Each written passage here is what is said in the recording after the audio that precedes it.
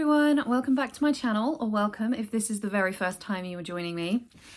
It feels like it's the first time I'm joining me in a really, really long time. I think I made my last video in maybe December last year. I don't even know if I made one in December last year or if it was earlier, but it feels like it's been a long time. And the only time I've really been on YouTube, particularly this year, especially this year, is in any kind of 3 girls, 1 deck thing that I've been doing with Julie from Peekaboo Rose and Sarah from Sunset Bow Tarot. And I'm really keen to jump back in to YouTube and maybe start making some more videos and getting back into the community and the conversations and stuff. But I've been waiting for the right video or something to talk about, and I feel like if I keep doing that, I'm going to be waiting forever. So I decided, just for something light-hearted, I would talk about some new to me decks. So we're halfway through the year, and I thought I would share with you the decks that have come into my home and into my collection so far in 2022.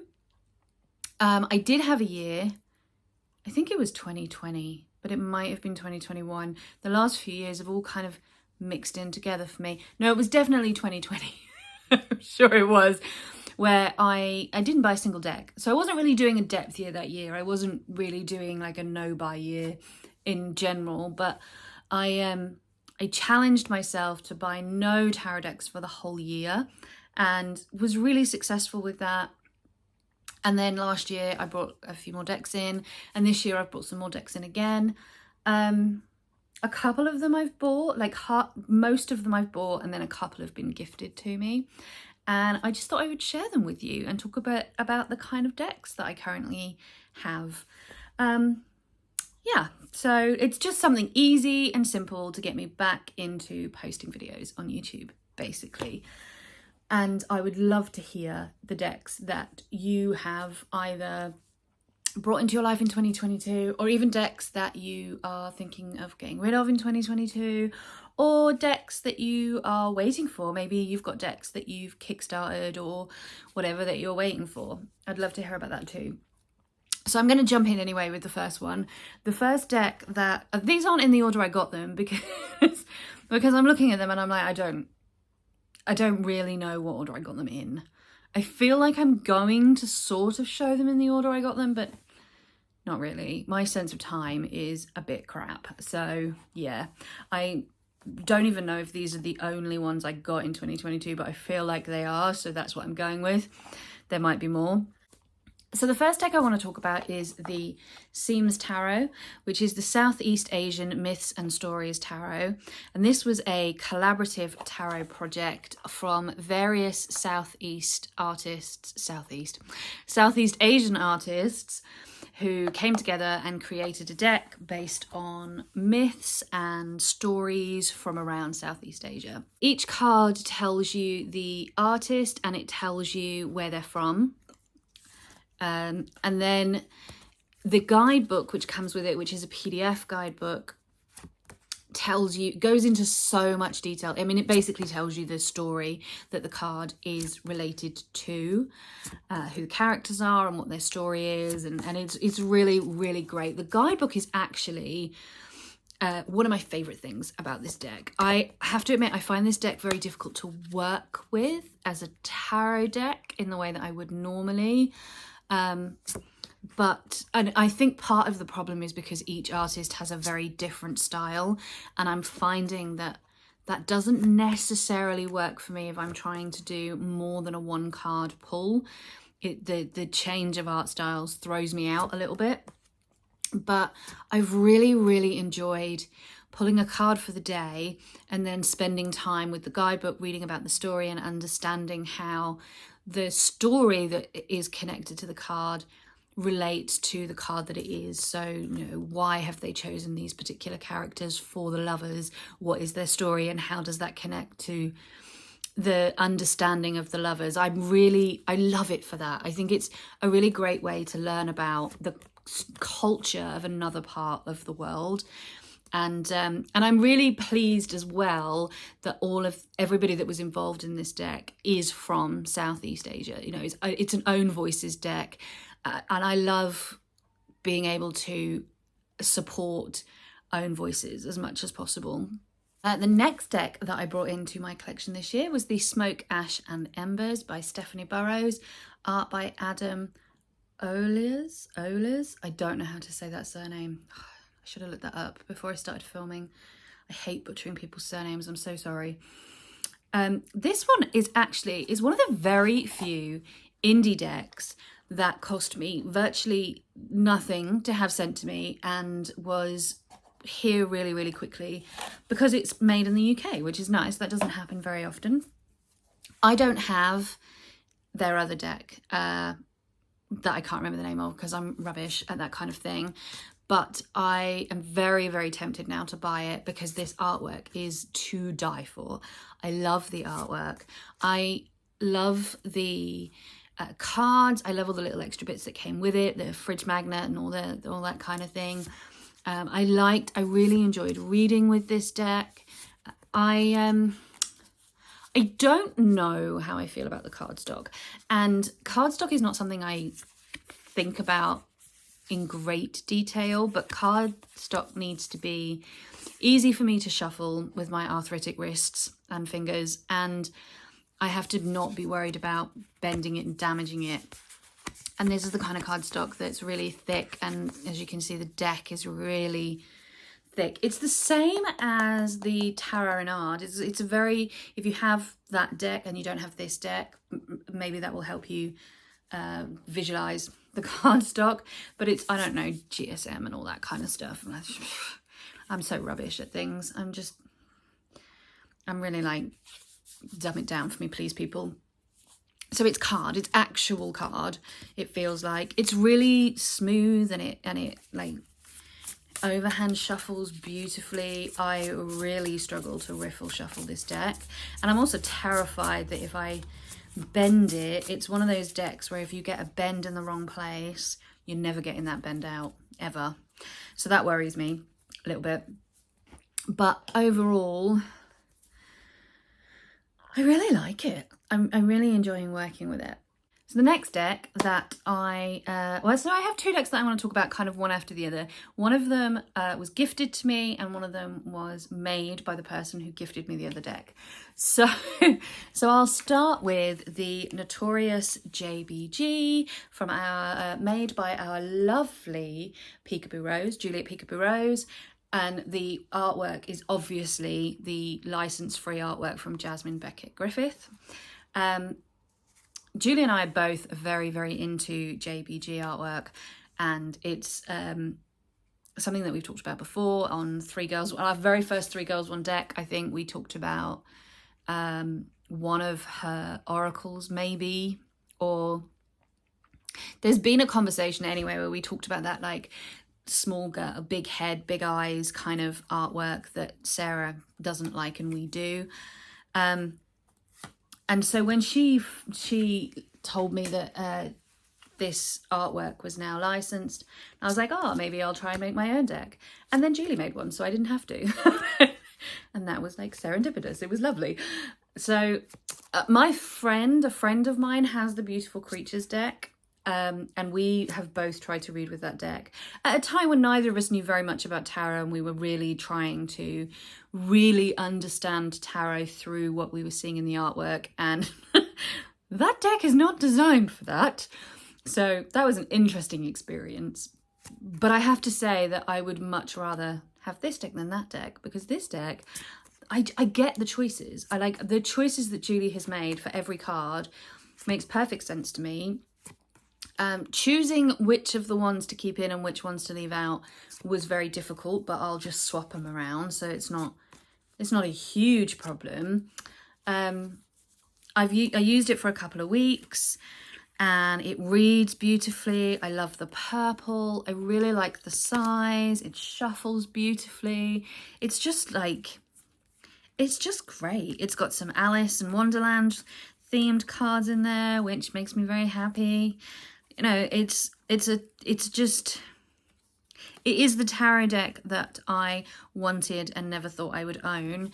And Julie very helpfully made it for me, so I didn't have to do it myself, which was very nice. She didn't make it for me. That makes it sound like she actually made it for me. She didn't. She made it for herself.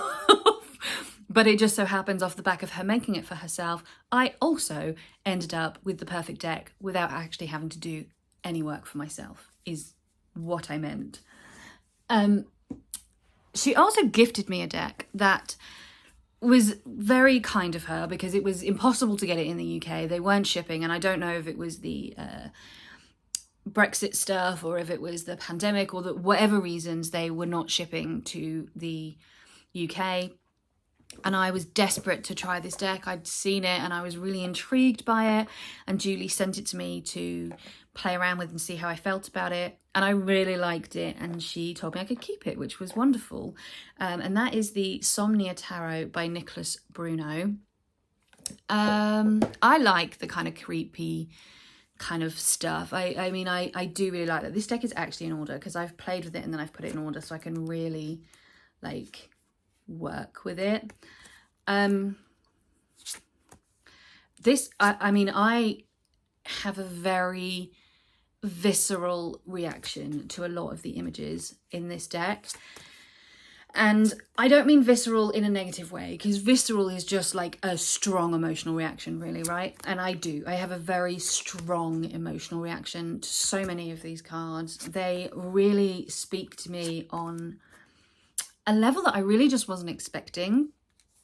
I was very, very surprised with how much I liked this deck. It's massive though. It's like, I mean, I have normal size hands for somebody who happens to be 5'8", and I struggle to hold it. It shuffles really nicely though, and the cardstock's really nice. I guess. I don't know. Those are the kind of things I don't really think about, but I know other people do. So I don't know. But it's just, it's such a good deck. And it's like a gothic horror. You know, like Bly Manor, The Haunting of Bly Manor. It's got that kind of creepy, gothic, ghostly, things just don't feel quite right kind of vibe to it, and it just really works for me. It really works for me in a way that it feels like it shouldn't, but it does. So I'm really, really grateful for that. So just two more decks to talk about. The next deck is one that was also gifted to me. I received it this week actually, and it was a gift from Sarah at Waterchild Tarot. We talked about it in... Now, I can't remember when I talked about it. I might have talked about it in my casual convo with Julie at Peekaboo Rose. I might have talked about it in a 3 Girls 1 deck. I don't remember exactly when I mentioned it, but it's a deck that I know that I've mentioned somewhere, that I used to own it. It's one of the very first decks that I actually ended up giving away to somebody. So it probably would have been part of that casual convo with Julie that I mentioned this. And recently, I've really started to miss it and want it back. And it's the first time that's ever happened to me. I've given other decks away, and up to now, I've never rebought a deck that I've given away. It might not be the last deck that I repurchase. Well, I didn't purchase it, but you know what I mean. But anyway, what was I saying? Yeah, so don't know. But anyway, it was, so I'd mentioned that it was one that I wanted back, and Sarah reached out to me and she was like, look, hey, I've got a copy and I'm going to be in the UK, so it's really easy for me to send it to you. Would you like it? And I was like, yes, please. And that is the Cosmic Tarot by Norbert Losch? I don't know. I don't know how to say his surname at all. Yeah, I don't know. This is the, so I quite often talk about how the Robin Wood is one of the first decks that I really used a lot.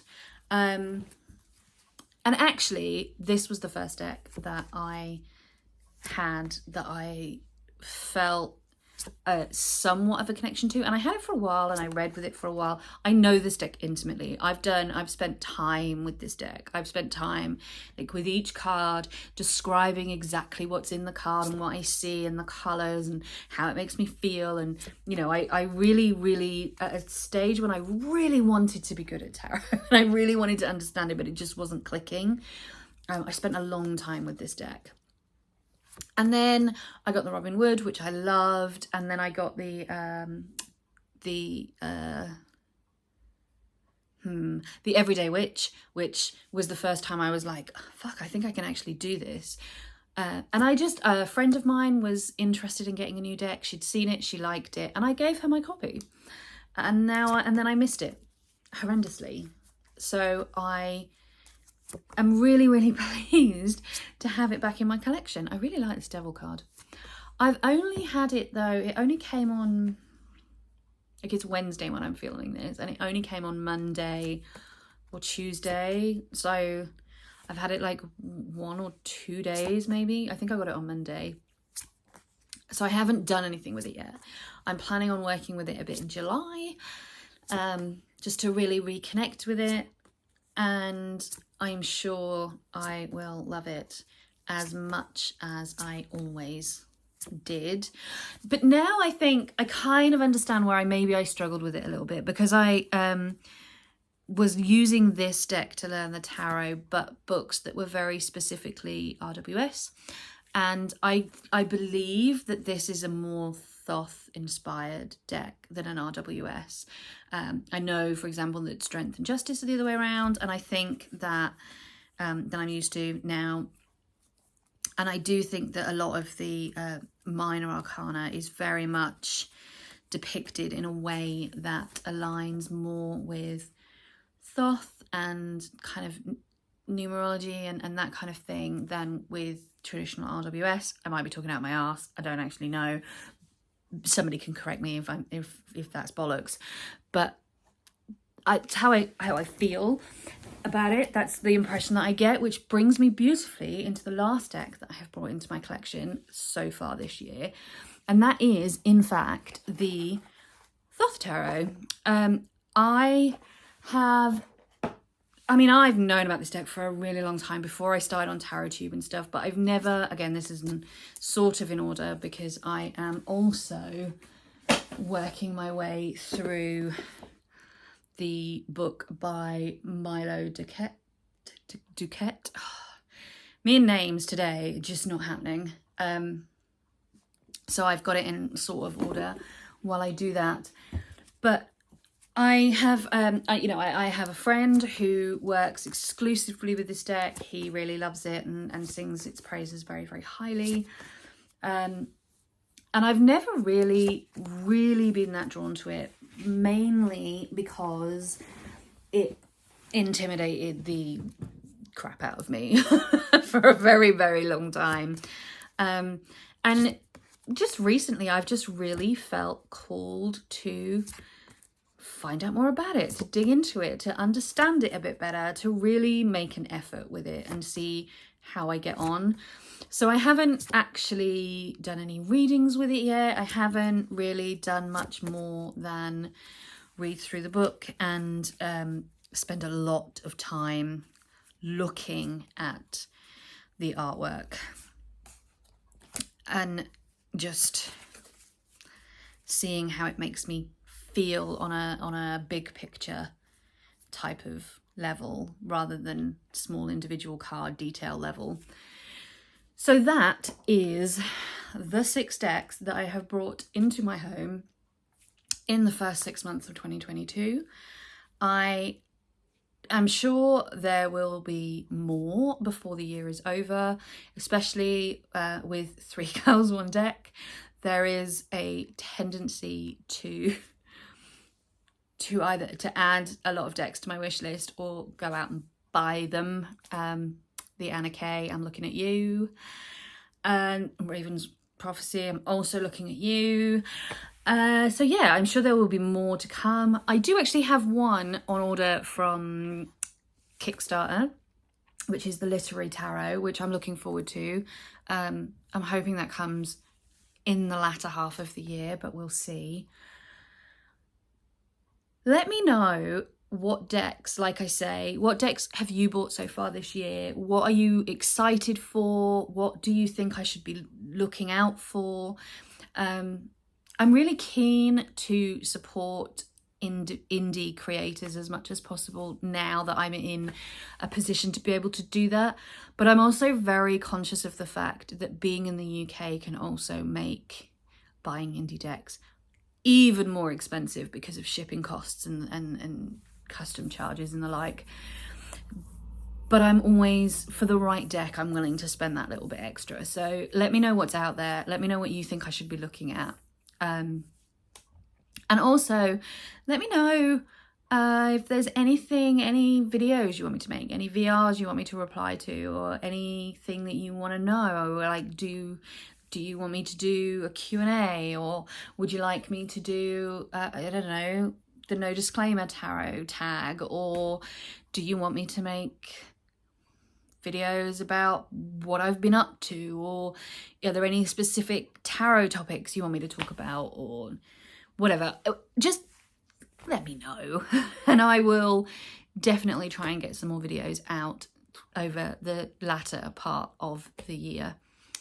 Thank you very much for bearing with me on this rambly road to nowhere, and I look forward hopefully to seeing you all soon. Take care everyone, and lots of love. Bye bye.